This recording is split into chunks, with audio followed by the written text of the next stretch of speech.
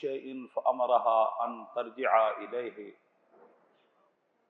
قالت يا رسول الله صلى الله عليه وسلم أرأيت إن جئت ولم أجدك كأنها تريد الموت؟ قال فإن لم تجديني فأتى أبا بكر رضي الله تعالى عنه.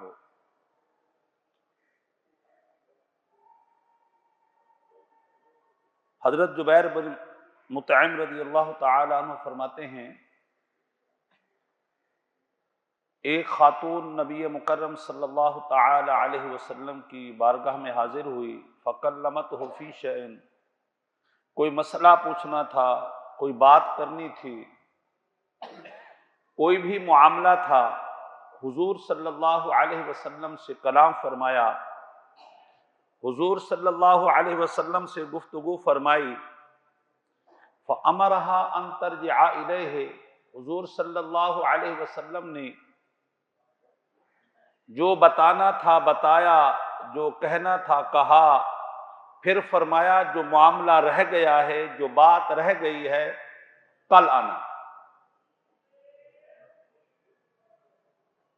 قالت یا رسول اللہ صلی اللہ علیہ وسلم ارأیت ان جئت ولم اجدک کأنہا ترید الموت.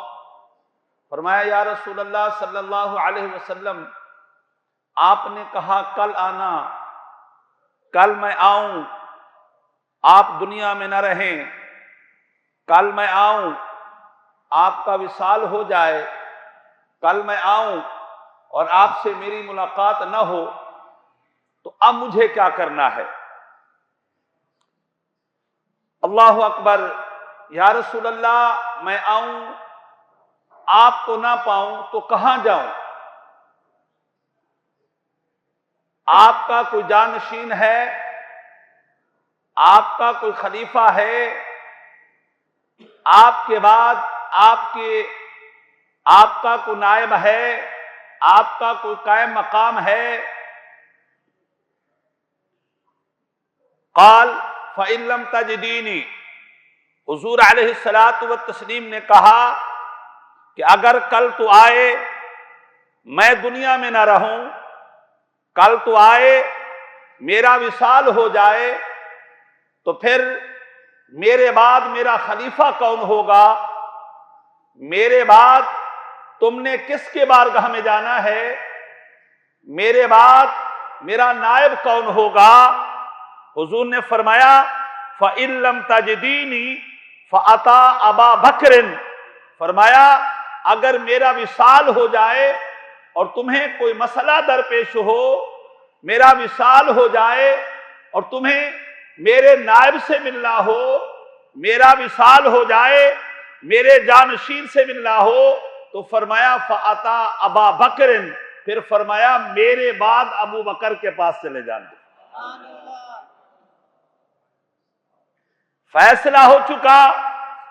حضور صلی اللہ علیہ وسلم نے اپنے وصال کے بعد اپنے جانشین کی نشاندہی فرمائی، اپنے وصال کے بعد اپنے خلیفہ کی نشاندہی فرمائی، اپنے وصال کے بعد اپنے نائب کی نشاندہی فرمائی. فرمایا میرا وصال ہو جائے، میں دنیا سے چلا جاؤں اور میں مرقد پاک میں چلا جاؤں، پھر اگر تمہیں میرا جانشین ڈھونڈنا ہو، میرا خلیفہ ڈھونڈنا ہو، میرا نائب ڈھونڈنا ہو، میرا وارث ڈھونڈنا ہو، میرا وصی ڈھونڈنا ہو، تو میرے حبیب نے فرمایا وہ ابو بکر کی ذات ہے رضی اللہ تعالی. اللہ اکبر. مولا علی قاری حنفی رضی اللہ تعالی عنہ فرماتے ہیں جب حضور نے یہ فرمایا کہ میرے بعد ابو بکر کے پاس جانا، کیوں؟ فَإِنَّهُ خَلِيفَتِي مُطْلَقًا وَوَصِّيِّي فِي هَذَا الْأَمْرِ. فرمایا اس سے پتہ یہ چلتا ہے کہ حضور نے بتا دیا میرے بعد مطلقاً جو میرا خلیفہ ہوگا، میرا جانشین ہوگا، میرے بعد جس کا نمبر ہوگا، میرے بعد جو میرا خلیفہ ہوگا، میرے بعد میرے مسلح کا جو جانشین ہوگا، وہ سیدنا ابو بکر صدیق رضی اللہ تعالیٰ عنہ کی ذات بابرکات۔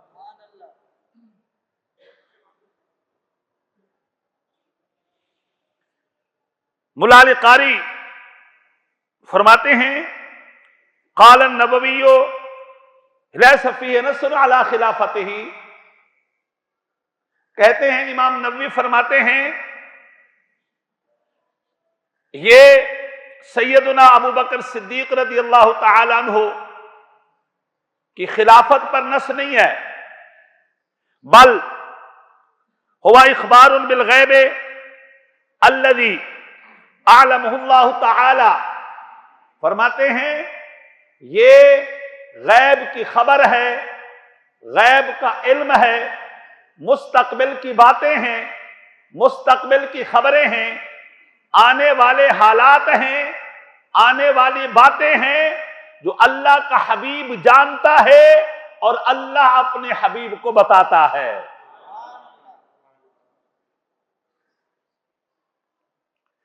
مولا علی قاری فرماتے ہیں اخرجا ابن عساکر عن ابن عباس رضی اللہ تعالی عنہ قال جاءت امرأة الى النبی صلی اللہ علیہ وسلم، ایک عورت حضور صلی اللہ علیہ وسلم کی بارگاہ میں آئی، تسألہ شیئا، اس نے حضور سے کچھ باتیں پوچھی، کچھ سوالات کیے، قالت عودین، حضور علیہ الصلوۃ والتسلیم نے فرمایا تو بعد میں لوٹنا، بعد میں آنا۔ فقالت یا رسول اللہ صلی اللہ علیہ وسلم ان عدت فلم اجدک تعرض بالموت، قالت ان جئت فلم تجدینی فأتی ابا بکر فإنہ الخلیفۃ من بعدی، حضور علیہ الصلوۃ والتسلیم کی یہ صحیح حدیث ہے۔ حضور علیہ الصلوۃ والتسلیم نے فرمایا اگر تو کل لوٹے اور میں زندہ نہ رہوں، کل تو لوٹے میرا وصال ہو جائے تو فرمایا ابو بکر کے پاس جانا، کیوں؟ فرمایا فَإِنَّهُ الْخَلِيفَةُ مِن بَعْدِي، فرمایا میرے وصال کے بعد، میرے دنیا سے چلے جانے کے بعد جو میرا پہلا خلیفہ ہوگا، پہلا جانشین ہوگا، مصلح امامت کا نائب ہوگا، مصلح رسول کا نائب ہوگا، فرمایا اس کا نام ابو بکر صدیق رضی اللہ تعالیٰ عنہ۔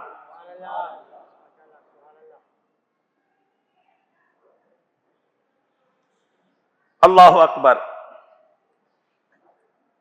حدیث پاک میں ہے عائشہ صدیقہ رضی اللہ تعالی عنہا، یہ بات یاد رکھیے گا، یہ مصلح امامت پر امام کے تقرر کے لیے، امام کے تعین کے لیے کچھ شرائط ہیں، وہ شرائط پائے جائیں تو مصلح امامت پر اس کو کھڑا کیا جائے، اگر وہ شرائط نہ پائے جائیں تو مصلح امامت کا وہ استحقاق نہیں رکھتا۔ یاد رکھیے گا ہماری کتابوں میں جو شرائط ہیں وہ تقریباً 8-10 موجود ہیں، 8-10 موجود ہیں۔ اس میں سے پہلی شرط یہ ہے وہ اقرا بالقرآن ہو، قرآن کا قاری ہو یا قرآن صحیح پڑھتا ہو، قرآن کا قاری ہو یا قرآن صحیح پڑھتا ہو۔ جو نماز میں قرآن پڑھا جاتا ہے اس کی تلاوت ٹھیک کرتا ہو، جو قرآن پڑھا جاتا ہے اس کے حروف صحیح ادا کرتا ہو، جو قرآن پڑھا جاتا ہے اس کے مخارج ٹھیک ادا کرتا ہو، جو قرآن پڑھا جاتا ہے اس کی صفات کا بھی لحاظ رکھتا ہو۔ ہر وغیرہ وغیرہ۔ ہم نے امام کا تقرر کیسے کرنا ہوتا ہے؟ امام اگر اچھے شعر پڑھ سکتا ہے، اچھے سر کے ساتھ وہ نعت خوانی کر سکتا ہے، اچھے سر کے ساتھ قرآن پڑھ سکتا ہے، خواہ کہ وہ غلط پڑھ رہا ہے ہم سمجھتے ہیں اس سے بہتر تو کوئی امام ہی کوئی نہیں ہے۔ میں بتاتا ہوں، میرا اگر یہاں انتخاب کیا جائے، چلو مجھے تو 28 سال ہو گئے، اگر پہلا سال ہوتا اور پہلا جمعہ پڑھانے کے لیے آیا ہوتا، آپ لوگ بیٹھے ہوتے تو آپ میرا امتحان لے رہے ہوتے، میرا انٹرویو کر رہے ہوتے کہ یہ امام صاحب کا بیان کیسا ہے، امام صاحب کی قرات کیسی ہے، امام صاحب کا انداز کیسا ہے۔ مگر یاد رکھیے گا، آپ میں سے کوئی شخص نہ قرات جانتا ہے، نہ علم جانتا ہے، نہ کوئی اور اصول جانتا ہے۔ افسوس تو یہ ہوگا کہ پھر میرا امتحان لیا جا رہا ہوگا۔ پہلا مصلح ہوتا، پہلا میں نے جمعہ پڑھا رہے ہوتا تو آپ میرے انٹرویو لے رہے ہوتے نا جی، آپ کے انٹرویو پر میرا تقرر ہونا تھا۔ مگر افسوس یہ ہے قرات آپ نہیں جانتے، افسوس یہ ہے علم سے آپ کو تعلق نہیں ہے، افسوس یہ ہے کہ تجوید کی آپ کو پتہ نہیں ہے، افسوس یہ ہے علم سے آپ بے بلد ہیں، لیکن پھر بھی آپ میرا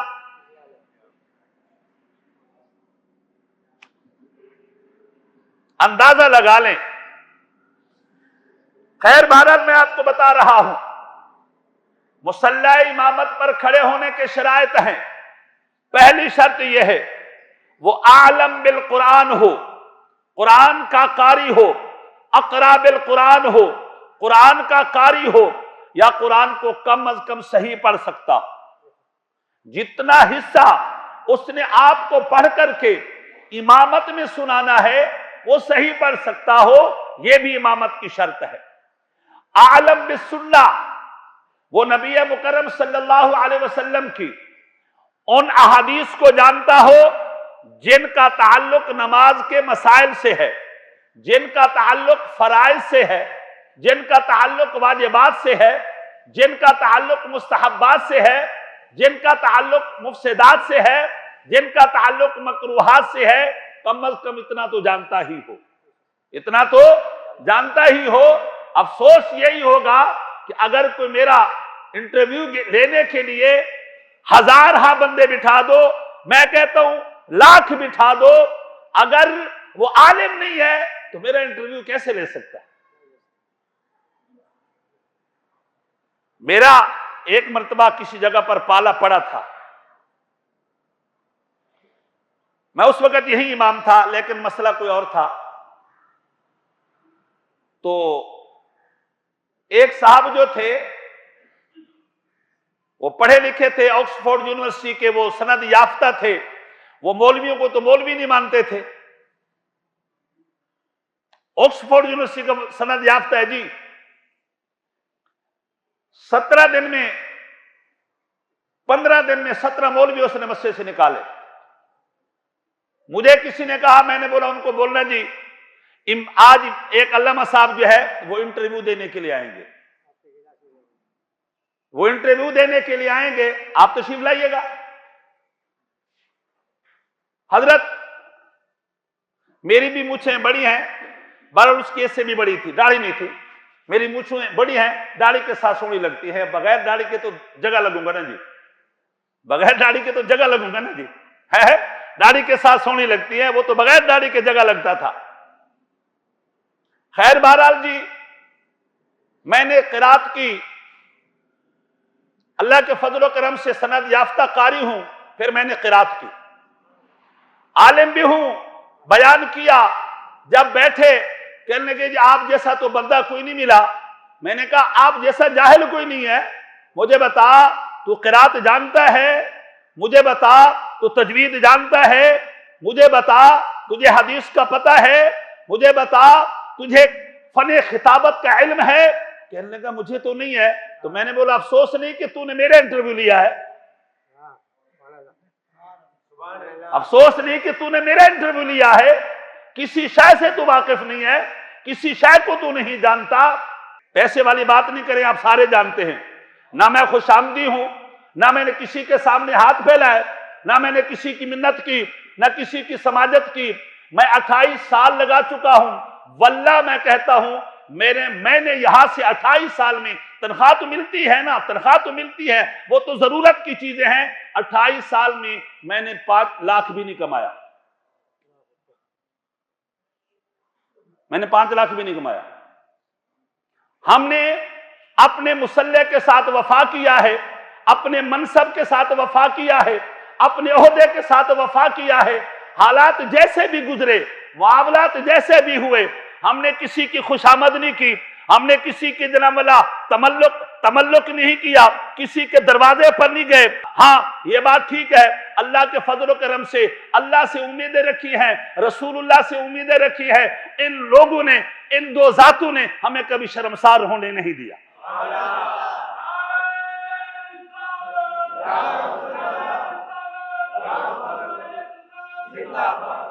تو بھائی مسئلہ یہ ہے کہ حضور علیہ الصلوۃ والتسلیم جو امامت کے لیے بندے کا انتخاب کیا جاتا ہے اس کی شرائط ہیں، لیکن حضور علیہ الصلوۃ والتسلیم آپ کے امام کے انتخاب کے لیے بھی کچھ شرائط ہیں، لیکن مصلی رسول کے امامت کے لیے بھی تو شرائط ہوں گے نا جی، مصلی رسول کے امامت کے لیے بھی تو شرائط ہوں گے۔ حضور علیہ الصلوۃ والتسلیم نے جب آخری 3 دنوں میں حضور علیہ الصلوۃ والتسلیم بیمار تھے اور شدت مرض تھا، آپ مسجد میں تشریف نہیں لا رہے تھے، پہلے دن آپ نے فرمایا عائشہ ابو بکر کو کہو کہ نبی کے مصلی پر کھڑا ہو کر کے میری امت کی امامت کرائے۔ ابو بکر کو کہو مسجد نبوی کے مصلی پر کھڑے ہو کر کے میری امت کی امامت کرائے۔ حضور علیہ الصلوۃ والتسلیم کو عائشہ صدیقہ نے کہا یا رسول اللہ صلی اللہ علیہ وسلم، ابو بکر رقیق القلب ہیں، آپ کو آپ کی جگہ پر نہیں دیکھیں گے، ابو بکر سے برداشت نہیں ہوگا، ابو بکر رقیق القلب ہیں، آپ کو مصلی پر نہیں دیکھیں گے، ابو بکر سے برداشت نہیں ہوگا، ابو بکر جو ہے وہ رقیق القلب ہیں، آپ کا وجود نہیں دیکھیں گے تو اللہ اس کو برداشت نہیں ہوگا۔ میرے حبیب نے فرمایا عائشہ جاؤ ابو بکر کو کہو امامت کرے، اس لیے کہ اللہ بھی برداشت نہیں کرتا اور اللہ بھی برداشت نہیں کرتا، محمد بھی برداشت نہیں کرتا اور میری امت بھی برداشت نہیں کرتی کہ ابو بکر کے ہوتے ہوئے کوئی مصلی رسول پر کھڑا ہو جائے،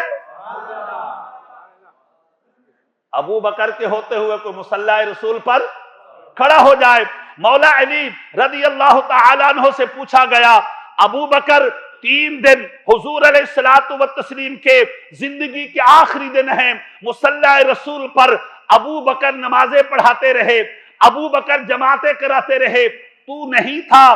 فرمایا میں بھی وہاں پر تھا، جب حضور نے ابو بکر کو کہا تھا میں بھی وہاں پر تھا، میں غیر موجود بھی نہیں تھا، میں بیمار بھی نہیں تھا، میں کہیں جنگ پر بھی نہیں تھا، میں وہیں پر تھا، اور حضور علیہ الصلوۃ والتسلیم نے جو ہے مصلی رسول پر کھڑا کیا۔ جب خلافت کی باری آئی کسی نے کہا ابو بکر آپ اعلان کر دیں کہ میں پہلا خلیفہ ہوں، آپ اعلان کر دیں میں پہلا امام ہوں، آپ نے فرمایا لوگوں سنو، جب حضور علیہ الصلوۃ والتسلیم نے اسے کہتے ہیں امامت صغرا، امامت صغرا، جب حضور علیہ الصلوۃ والتسلیم نے امامت صغرا کے لیے ابو بکر کو قبول کر لیا ہے، علی امامت کبریٰ خلافت کے لیے ابو بکر کو قبول کرتا ہے۔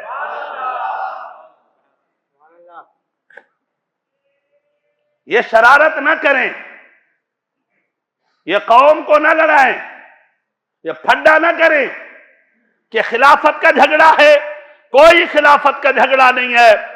حضرت مولا علی رضی اللہ تعالیٰ عنہ کے فرزند ارجمند ہیں، حضرت محمد بن حنفیہ، یہ مولا علی کا بیٹا ہے، مولا علی کا بیٹا ہے، لیکن فاطمہ زہرا رضی اللہ تعالیٰ عنہ سے نہیں ہے۔ فرماتے ہیں ایک دن میں نے اپنے ابا سے ایسے بیٹھے ہوئے تھے، میں نے اپنے ابا سے کہا ای الناس خیر بعد النبی صلی اللہ علیہ وسلم، اے میرے ابا حضور آپ تو مدینۃ العلم اور شہر علم اور حضور صلی اللہ علیہ وسلم کے علوم کو آپ نے بہت سیکھا اور سمجھا، یہ بتائیں حضور علیہ الصلوۃ والتسلیم کے بعد ساری امت میں، سارے مسلمانوں میں، حضور کی امت میں پہلا نمبر کس کا ہے؟ حضرت محمد بن حنفیہ کہتے ہیں جب میں نے اپنے باپ علی سے پوچھا تو میرے علی نے کہا نبی کے بعد جس شخص کا پہلا نمبر اسلام لانے میں ہے، جس شخص کا پہلا نمبر نبی کو کاندھے پر اٹھانے میں ہے، جس شخص کا پہلا نمبر نبی پر جان نچھاور کرنے میں ہے، جس شخص کا پہلا نمبر سب کچھ نبی کے راستے پر قربان کرنے میں ہے، جس شخص کا پہلا نمبر صدیق ہونے میں ہے، جس شخص کا پہلا نمبر عتیق ہونے میں ہے، فرمایا علی قسم اٹھا کر کہتا ہے وہ ابو بکر صدیق رضی اللہ تعالی عنہ۔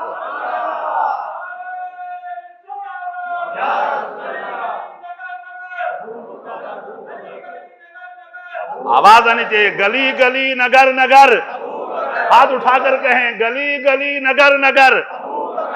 یہ لوگ آپ کی دلچسپی دیکھتے ہیں، لوگ بھی آپ کی دلچسپی دیکھتے ہیں کہ آپ کتنا شوق رکھتے ہیں۔